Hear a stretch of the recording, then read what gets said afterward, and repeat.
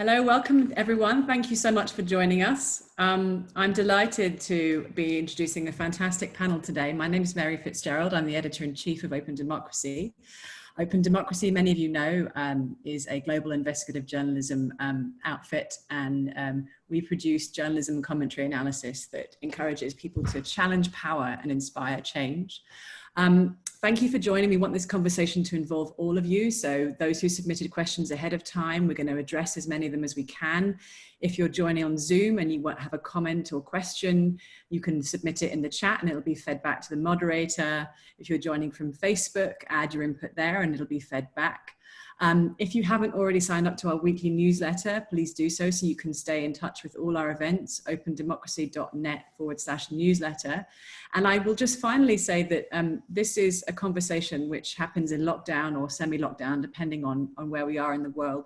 So if there are any unscheduled interruptions from children or pets or anything else, please bear with us. And I hope you can enjoy it anyway. It gives me great pleasure to introduce today's chair for the discussion, Laura Basu, who is one of the editors of our economy section. Laura, thanks so much, and please take it away. Thanks, Mary. Welcome, hello, and welcome everybody. I'm Laura Basu, as Mary said. I'm Europe editor for Our Economy, which is a relatively new section from openDemocracy that focuses on the economy and puts people, planet, power at the center of debate about our economic future. I'm really honoured and excited to be chairing this webinar. The title of this event is Capitalism After COVID, What Next for the Global Economy? So in the next 55 minutes, we'll be looking at the challenges that the COVID crisis has posed for global capitalism. And we'll be asking what comes next? What kind of economy do we want to build after this? Can global capitalism be transformed to serve people and planet? Or do we even want capitalism after COVID? Or is this a unique opportunity to build something completely new, different? And I think the Black Lives Matter protests that have been happening all over the world have really pushed a lot of people to confront those kind of deep system change level questions. So that's what we're going to be doing as well. So the way we're going to structure this event is we're going to begin with a round of questions for the speakers that are about kind of diagnosing the situation that capitalism is in right now in the middle of this pandemic, what's going on right now. And then we'll move on to discuss what comes next. How can we build that fairer and more sustainable economy? And then, because this is an interactive webinar, we're going to move on. We're going to hopefully allow plenty of questions after that. So thanks to all of those of you out there who have already submitted questions. We'll take some of those. And on Zoom, as Mary said, you can see there's a chat option at the bottom of your screen. So if any questions come up, put them in there and we'll take some of those as well. So without further ado, let me introduce our illustrious panel. We have Anne Pettifor, who's Director of Prime, Policy Research in Macroeconomics, and a Fellow of the New Economics Foundation. She's the author of the book, The Case for the Green New Deal. Joseph Stiglitz, who's Economist and University Professor at Columbia University. He was awarded the Nobel Prize in Economics in 2001 and is Chief Economist at the Roosevelt Institute. And Richard Kozul-Wright, who's the Director of the Globalisation and Development Strategies Division in the United Nations Conference on Trade and Development. So a huge welcome to all of you. Before we start, one very important thing. I'd like to ask all the speakers to please keep your responses short. We're talking no more than 2 minutes per response because we've got a lot of ground we want to cover. So I will be keeping strict time. So please forgive me if I rudely interrupt you. But it's because we want to hear your views on a lot of different topics. So I'll begin with the first question, which is a question to you, Anne Pettifor. This week you published an essay with us in which you noted that American billionaires increased their wealth by $282 billion just between the 18th of March and the 10th of April, while over the same period, 22 million Americans lost their jobs. as the employment rate surged towards 15%.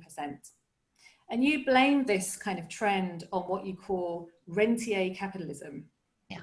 Can you just briefly fill us in on what's happening right now in terms of the global economy in the midst of this pandemic and this dynamic of increasing inequality and rentier capitalism? So thank you very much, Laura. Yes, and also thank you to Open Democracy for setting this up. Yeah, what's happening right now is that the central banks of the world, and the Federal Reserve in particular, are turning out what is called liquidity, a form of money which is available to those who have access to central bank resources, mainly Wall Street, the City of London, and so on. And that is to help the banks and the corporate sector manage this crisis. And these are mainly loans, they're obligations on the whole. But it has meant that they've been able to use those resources to borrow additional, to leverage additional finance, and to use that for speculative purposes.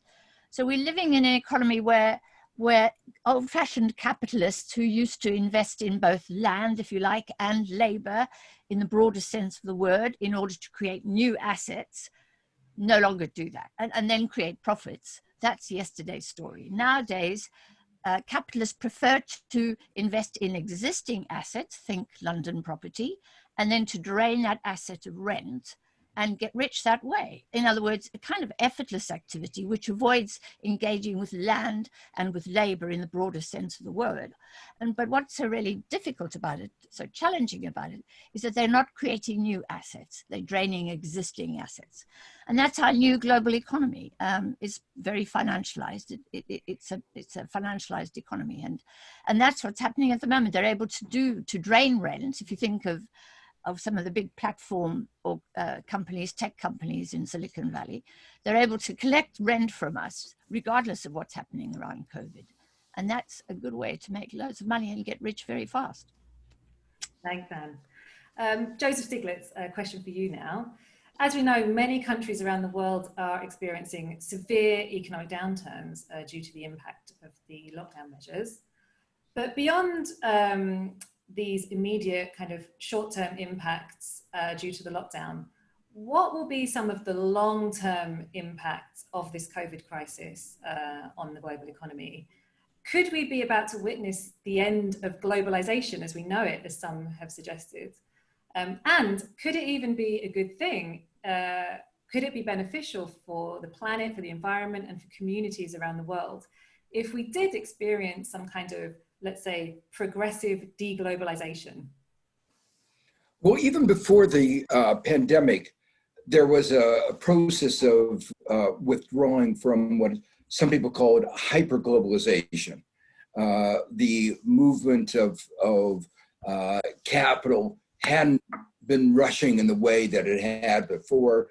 The trade to GDP ratio had come down.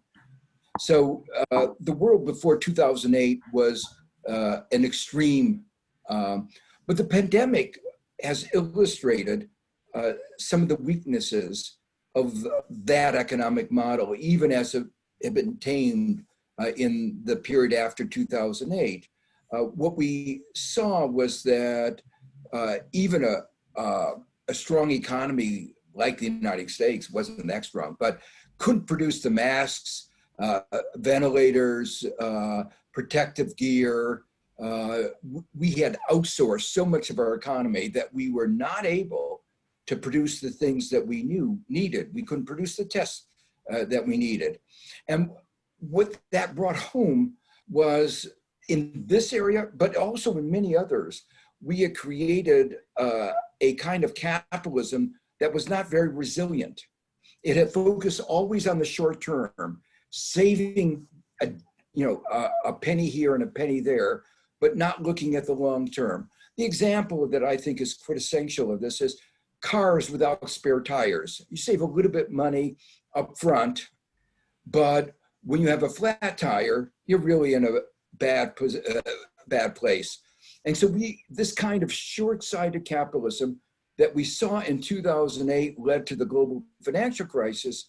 Today, we're seeing that same kind of short-term capitalism making us not able to respond, not even our private sector, not able to respond in the way that we would have expected. So one of the things I think that will happen, hopefully, after the pandemic is that we'll try to restructure capitalism to focus on long term, to create a more resilient economy and restore some of the balance between the market, the state, and civil society. In the midst of the crisis, no one turned to the private sector. In an emergency, we always turn to the government. But 40 years of denigrating the role of the government meant that it was not capable of responding in the way that it should. You know, in the United States, we had created a White House Office of Pandemic as a matter of national security within the National Security Council. And then it got disbanded. We let the stockpile get disbanded. So all of this meant that the private sector wasn't resilient, and the attacks on government over 4 decades had meant the government was not in a position to help. Thanks very much. Richard Kozul-Wright, a question for you now. At UNCTAD, you've been highlighting how countries in the global south have faced additional challenges dealing with this crisis, as capital flight has led to collapsing currencies and rising borrowing costs.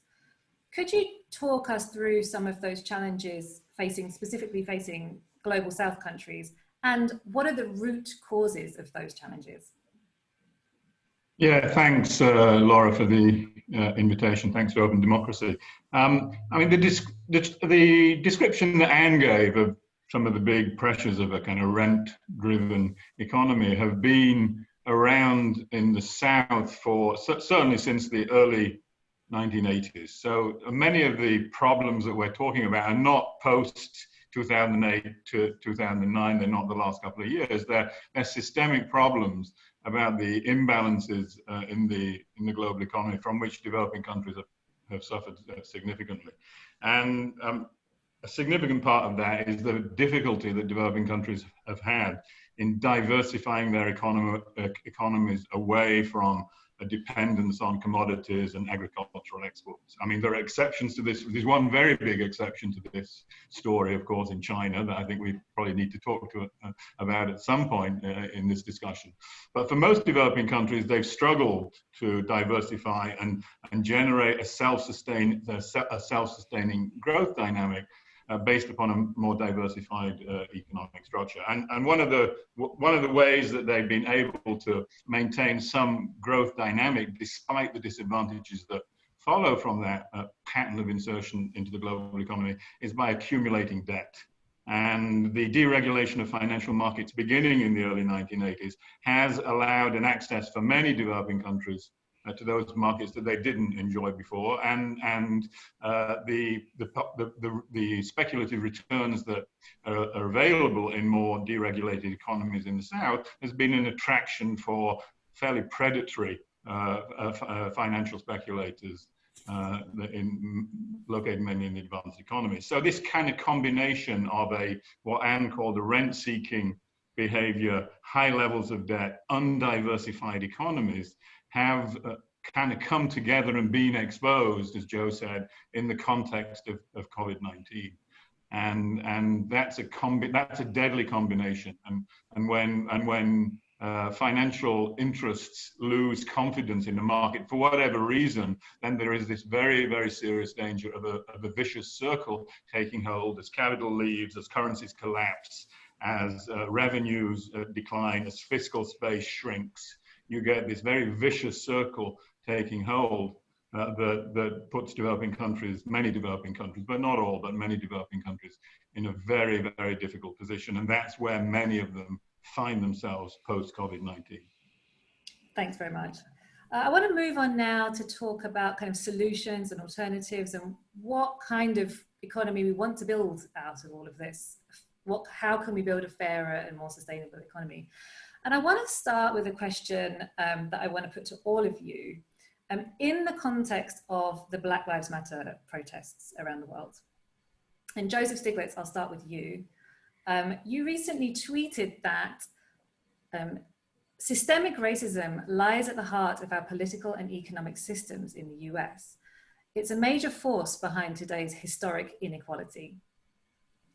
Do you think that not just in the US and in individual countries, but the way the global economy is structured has racism hardwired into it? So are there economic structures that perhaps have their roots in colonialism and imperialism that continue in some form, that mean that the economic playing field is skewed in favor of some parts of the world, say Western countries, increasingly China, at the expense of other parts of the world, at the expense of parts of the world that have racialized populations? So at Our Economy, we have a series of articles and a podcast episode, which we just published yesterday actually, called Decolonizing the Economy, which explores these kinds of questions. So my question to you all, starting with you, Joseph Stiglitz, is capitalism racist? And if so, how do we dismantle those structures? How do we make it better? How do we decolonize the economy? So let me put it, it's a complicated question. Let me say, it is not inherent that market economies have to be racist. I think, markets are simply incentive structures. They can be bad incentive structures, encouraging exploitation, encouraging rent seeking, as Anne talked about, or you could have good incentive structures, encouraging wealth creation, innovation, dealing with the problem of climate change, the kind of thing enabling us to have renewable energy. So the market economy can be shaped in one way or the other. That's maybe an optimistic view, but I think it's actually correct. Now, what is true is that over the last couple hundred years of capitalism, modern capitalism, racism and colonialism has played a very big role. There's absolutely no denying. You look at the United States, which obviously I know best, the deep racism has been there, since its founding. The country was built largely on slavery, and after the end of slavery, we had institutions like mass incarceration, Jim Crow, that extended that kind of discrimination. And we've seen it in the kind of police brutality. And it's evidenced in the economic sphere by persistent differences in incomes, wealth across different groups. I think that the pandemic has had the effect of exposing the inequalities. This is not an equal opportunity virus. It goes after those with pre-existing health conditions. The United States, which is the only advanced country that doesn't recognize the right of access to healthcare as a basic human right. These inequalities are greater. Health inequalities are greater, highly correlated with income. And so we see the devastating effect of the pandemic among lower income people. And at the same time, we recognize how dependent we are on these healthcare workers, about the people who deliver our food to us, a whole set of people. So here are a whole set of people who we depend on very extensively, who are paid wages that are today at the bottom, the same as they were 60 years ago. There's no sense of even attempt to pay a livable wage, let alone a wage that's commensurate with their social contribution. So I think the pandemic has exposed all of these flaws in our system. And I think what I've been heartened by is the strength of the response, engendered by some, terrible videos of police brutality, but the conditions that led to that response were a broader awareness of the inequities in our system. So I hope that we take that, the lessons, the visual nature of what has happened, and say, let's restructure our economy in ways that will make sure that, it's not going to happen overnight. A lot of this is deeply held, what we call implicit biases. Getting rid of these, keep changing mindsets doesn't happen overnight, but it's something that we will have to work on steadily for decades going forward. But as long as we're aware of the issue, I think we can fight it. Thanks. Richard Kozul-Wright, what are your thoughts on that? I think discrimination based upon natural characteristics predates capitalism. That's clear. I mean, I think the discussion that makes sense is to link it. The links between racism, capitalism, and colonialism are clearly close links, and they were used. Racism was used to justify colonial exploitation, and the values and structures that period of capitalist history threw up have persisted. I mean, that's quite clear in the relationships with developing countries. And so, I mean, as an abstract, discussing it abstractly is, I'm not sure that's a very useful way, but the links between racism, colonialism in both its ancient and modern forms and capitalist forms of exploitation, has to be understood in the contemporary context, because all those three things are still very visible. I mean, capitalism is a fundamentally exploitative system. Racism is still part of the cultural and political structures of the 21st century. And it's very difficult, I think, given the intimate connection between them, to not to challenge racism without challenging those exploitative structures on which capitalism is based. Is very difficult. You have to have a kind of integrated approach that addresses the inherent inequalities in capitalism with the legacies of racism that predate capitalism but have persisted into the 20th and 21st century. So it's the search, I think, and that's particularly true in the case of the international economy and the relationship between the developed, largely white North and the developing, largely non-white South. So I think the struggle is to bring together these challenges in a kind of coherent and integrated manner, and not to try and tackle them in separate silos, which I think it's very difficult to do. Thanks very much. And Pettifor, what are your thoughts? So, well, first of all, I need to say that I was born in South Africa and I was shaped by South Africa, and my family is still there. And I was extraordinarily angry by the way in which South Africa and other emerging markets, so-called emerging markets, were treated at the beginning of the COVID crisis. The way in which speculative capital stampeded out of those countries and straight towards the dollar. And so I think the point I would make is, yes, the international system is what I think can be defined as racist. It can be defined, in fact, even as imperialist. I would go further than Richard. I would say it isn't just colonialism, it's current imperialism.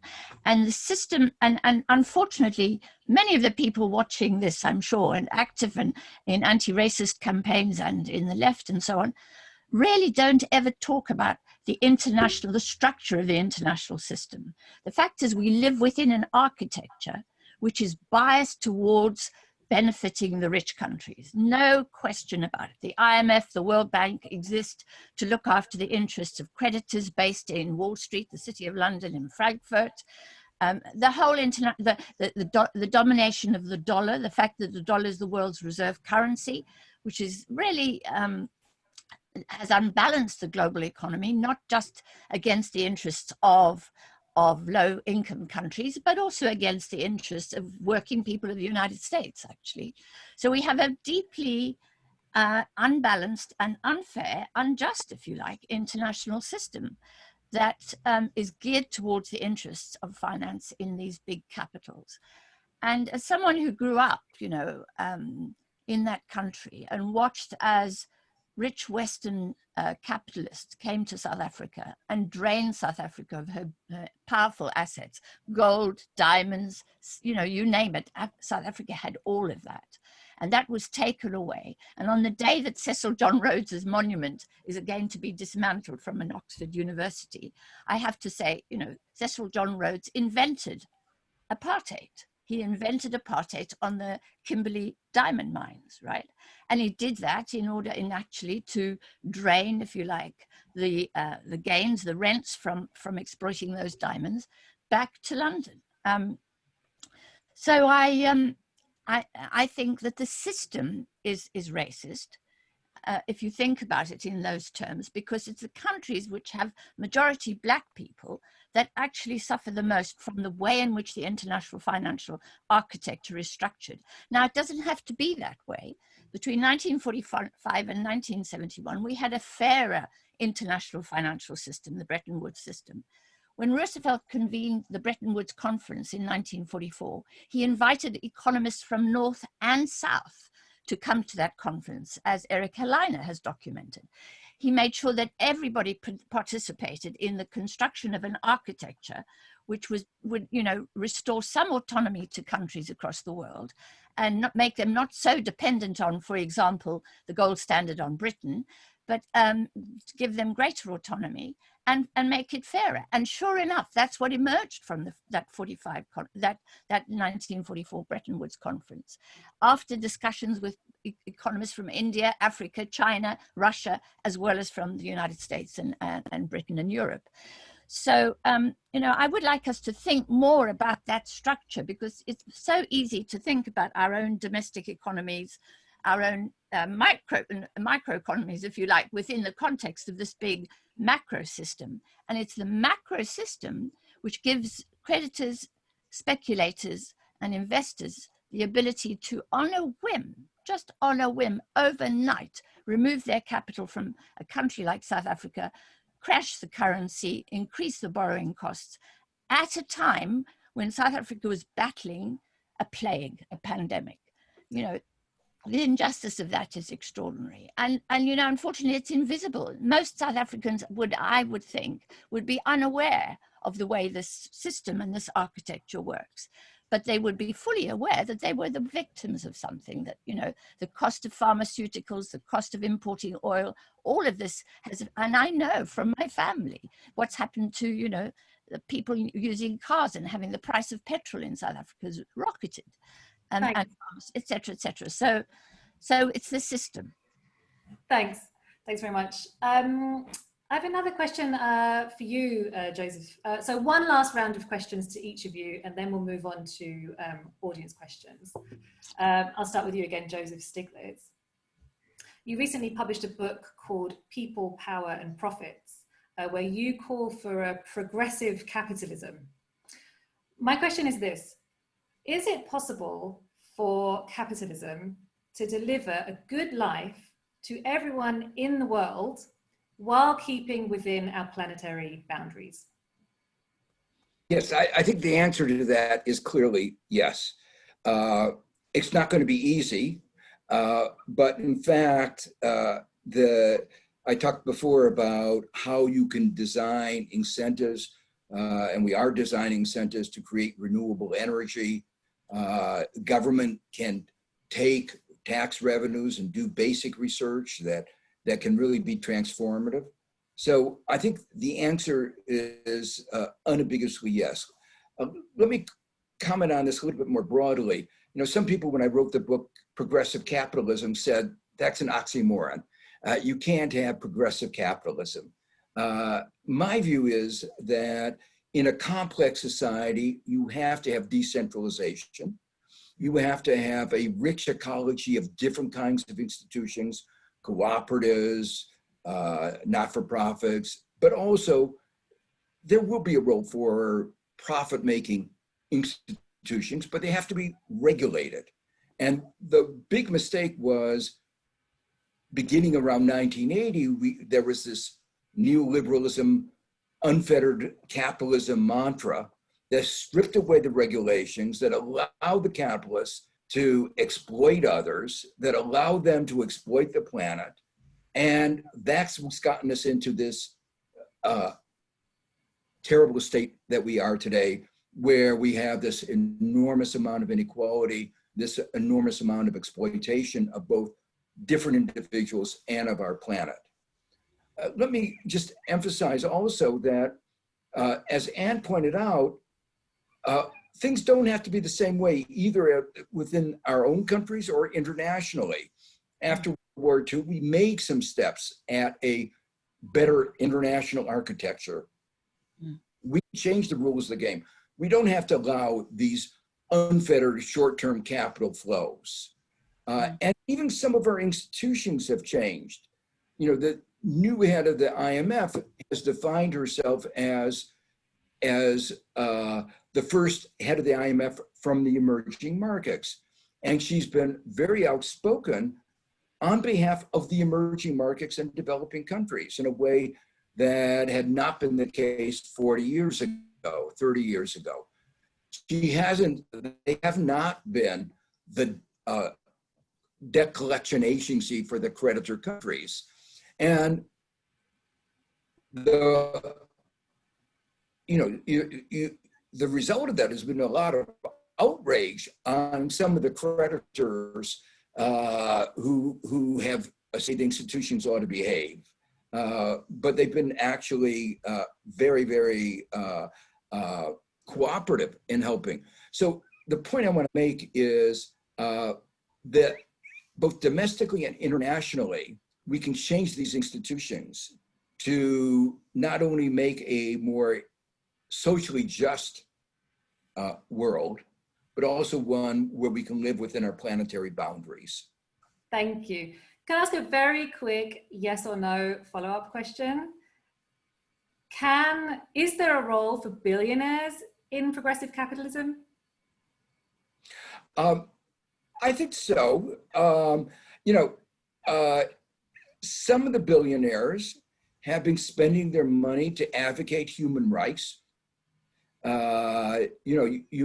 Some of them say, look at the rules of the game that allowed me to accumulate this wealth were wrong, and they're going to use that. One of the fundamental problem, let me put it like this, in our political is our politics, not our economics. Okay. And the danger is the high levels of inequality on average are allowing conservative billionaires to shape the politics in countries all over the world. And so that persistence of inequality is undermining our democracies. And it is making it more and more, it's making it difficult to create a progressive capitalism, to create a kind of system that would allow us to live within our planetary boundaries and that would allow the creation of a more socially just system. Thanks. Yeah. Thanks. Anne Pettifor, a question for you. And if we could please really stick to 2 minutes for our answers, because we really want to get onto the audience questions after this. Mm-hmm. Anne Pettifor, you've recently published a book on the case for a Green New Deal. Mm-hmm. You wrote that we have to stop thinking about the imperative of economic growth. Mm-hmm. Nothing grows forever. Mm-hmm. My question is it possible to have capitalism without growth and the environmental destruction that economic growth brings with it? And what would a successful economy without growth look like? So, I mean, the simple answer to that question, Laura, is that economists use the term growth to imply kind of constant expansion of economic activity, exponential expansion of economy. And of course, we can't have that. That's impossible. But what we can have is we can have full employment, and a green economy is going to have to be a labor-intensive economy. So we can have an economy where everybody's able to work and generate income and transform our ecosystem and make it more sustainable. Absolutely, that's entirely doable. And I just want to say this, you know, overnight in March 2020, we transformed our economy. We invented a new economy. And I'm in Britain. And in Britain, we created a new economy. It doesn't look like capitalism. It looks a lot more like socialism, right? We created a new economy and we did some quite radical things. And this is under a conservative government. We decided that monetary policy and fiscal policy had to work in tandem, had to work together to save the economy, to save lives. And they have done that. The monetary system is supporting the fiscal system. This did not happen under George Osborne. It hasn't happened under Labour government. That's extraordinary.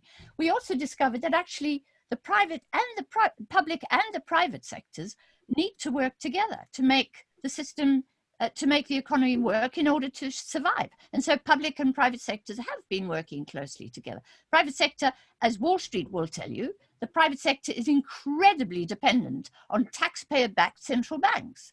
Right. So we know all that. We know that we can have that kind of mixed economy.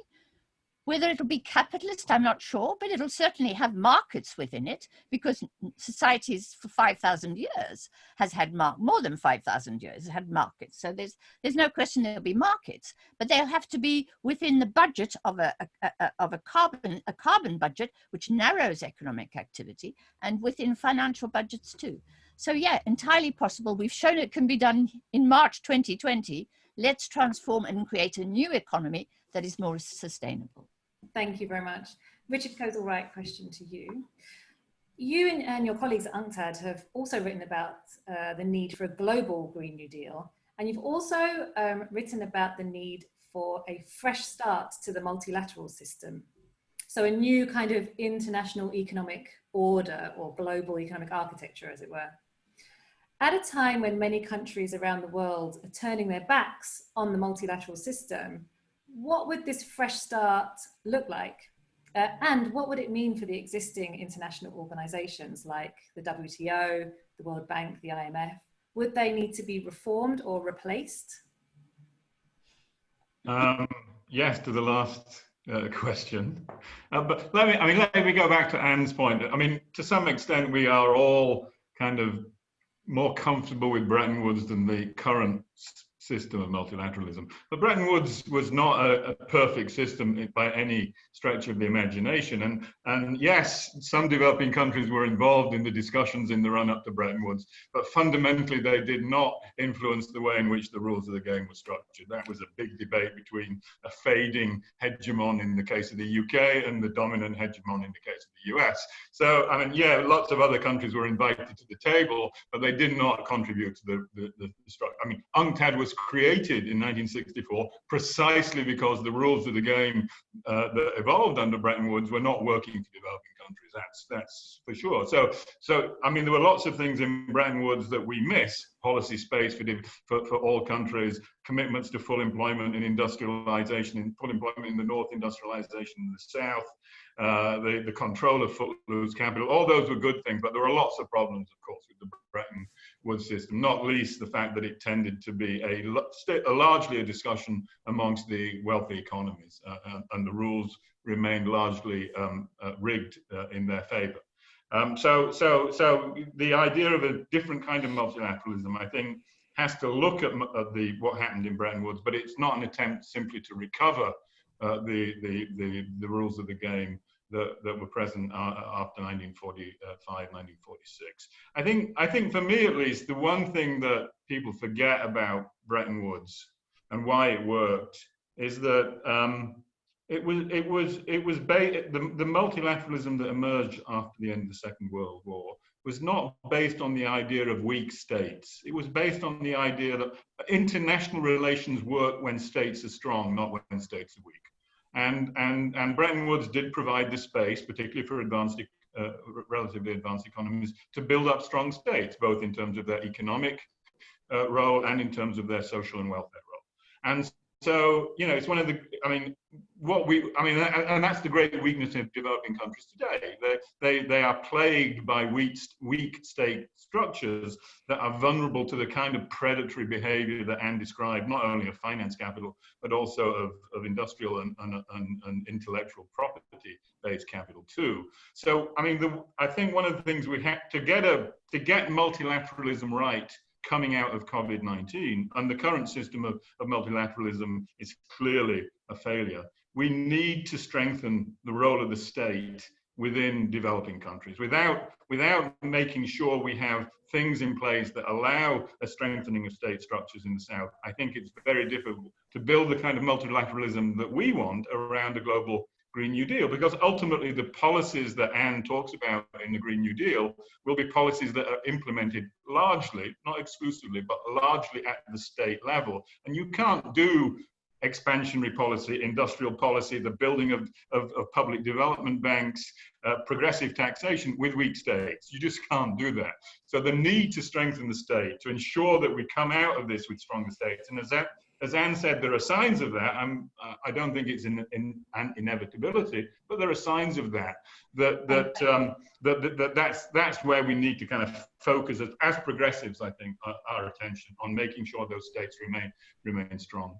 Thanks, strengthened states.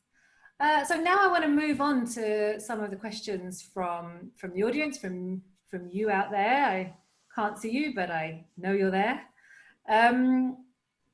So first question I want to ask, and whoever wants to say something can say something in reply. This is a question from Savita Singh. How do we even begin to assess women's contribution to post-COVID economy? Who wants to take that? I'm happy to take that. So, you know, one of the things we know about is that, well, first of all, what we've learned from the COVID economy is how valuable is the work that women do in saving lives. You know, I watched an epidemiologist being asked difficult questions about the cure to COVID. And she said, why are you asking me? Why don't you go and ask the footballers? You pay them a lot more than you pay me. Let them solve the problem. Well, it turned out that footballers were totally useless in this crisis. And so has been the case for many. So the role that women have played has been extraordinarily valuable, but also other low-income so-called key workers. And for me, the Green New Deal has got to have to be a caring economy, because the point about women's work is that it is on the whole low emitting.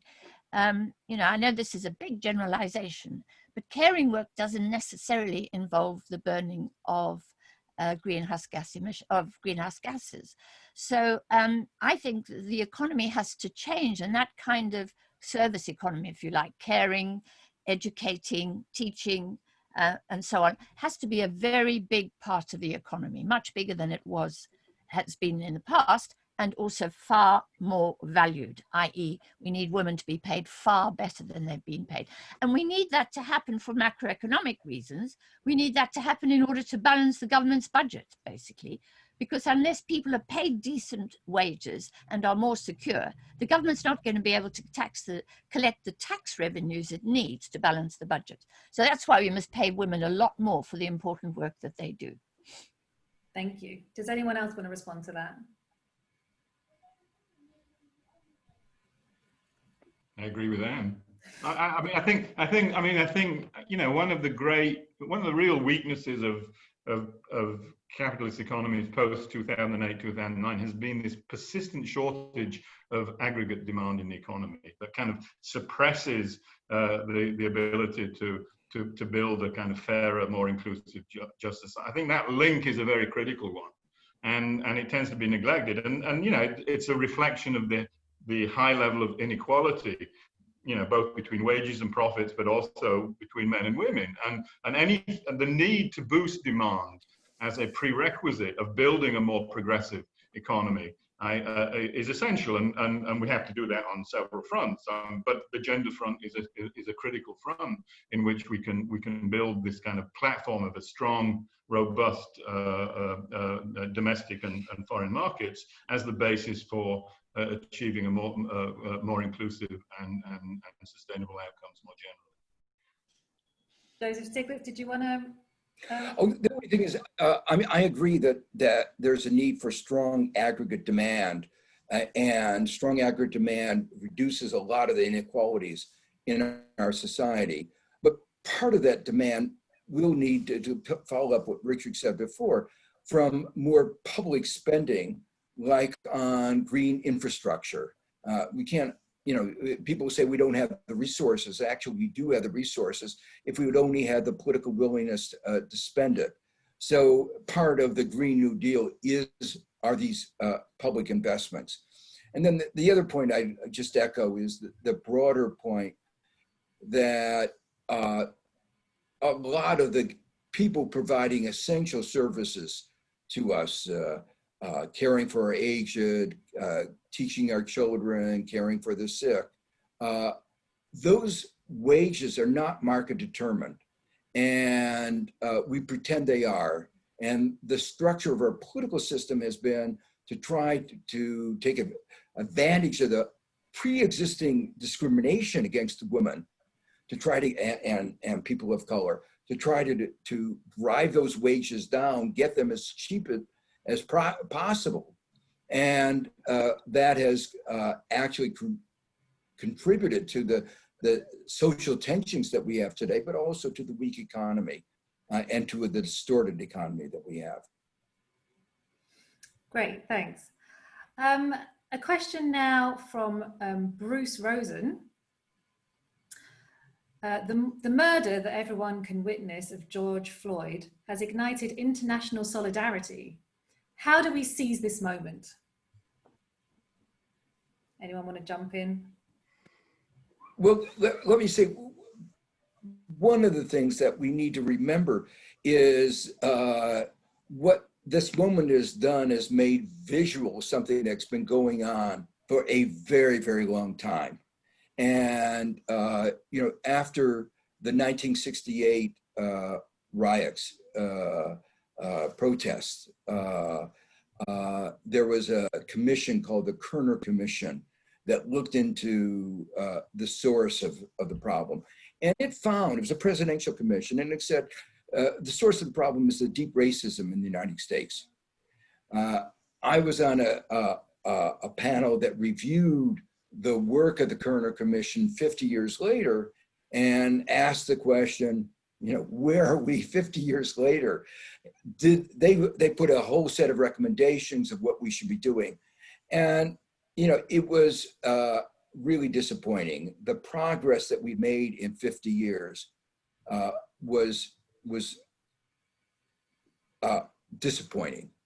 So I think the thing we have to do is to see this in the context of a long history of racism, and in the context of repeated calls to end that racism that have not actually resulted in the changes that we would have expected, we would have hoped for.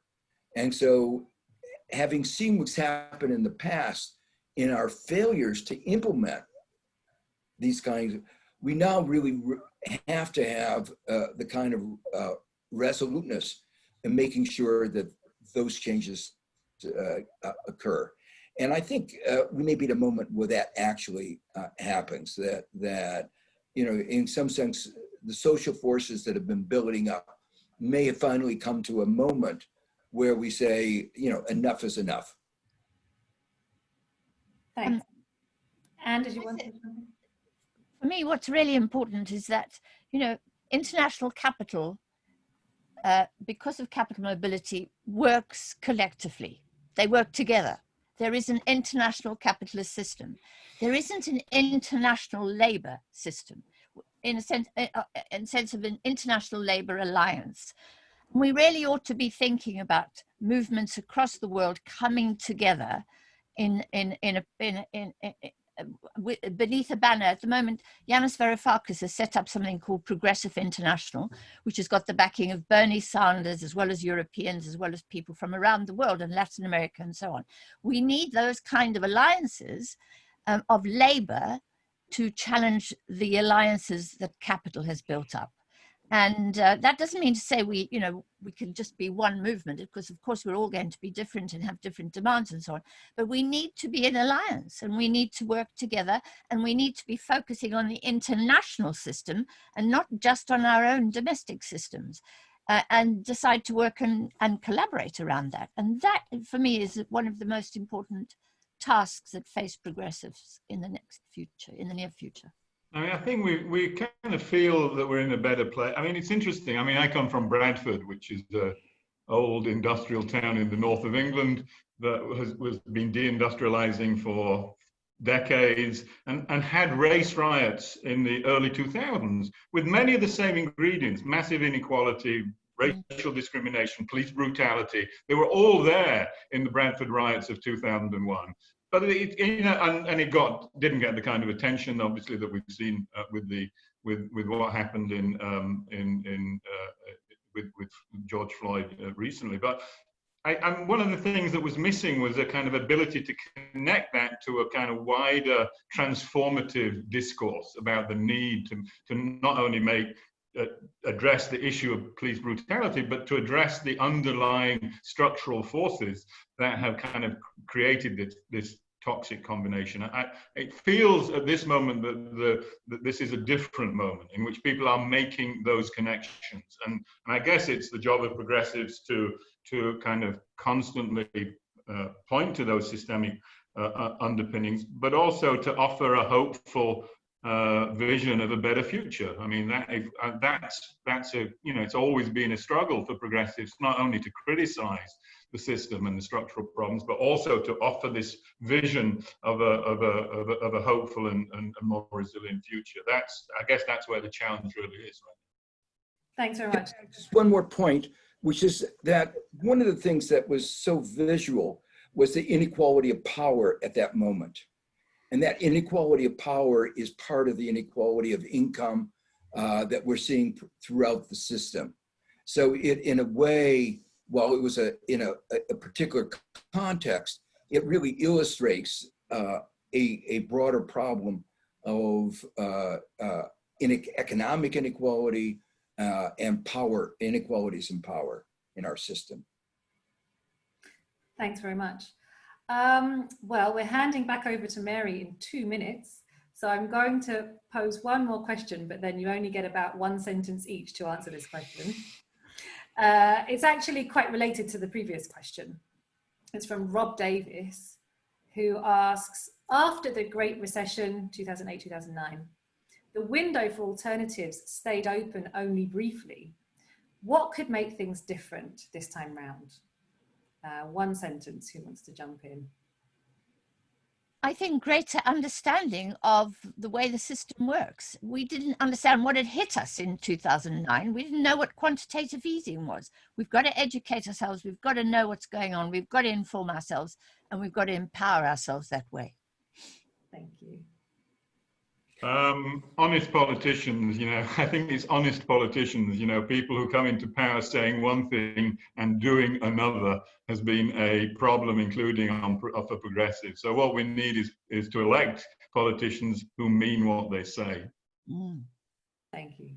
Joseph Stiglitz? And I think the fact that this has been a more extreme event and that it comes just 12 years after the previous crisis where we didn't learn the lessons and we didn't respond, I think, and that the threat of another pandemic in the future, we know these are not going to go away.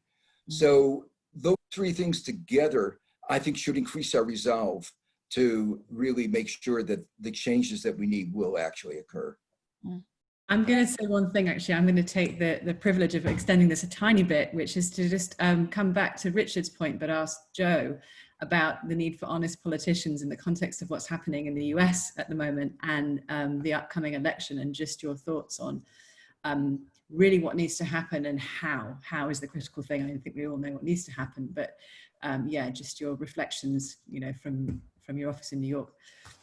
Okay, we're still a democracy, and so the one thing that really counts is voting and getting out the vote. And the voter turnout has been very low historically. Voter turnout of young people has been particularly low. If we just got all the young people who feel on our side to vote, we would win overwhelmingly. If you do the polls, 2 to 1 support the progressive agenda. You know, you list every one of the policy issues that have been surveyed.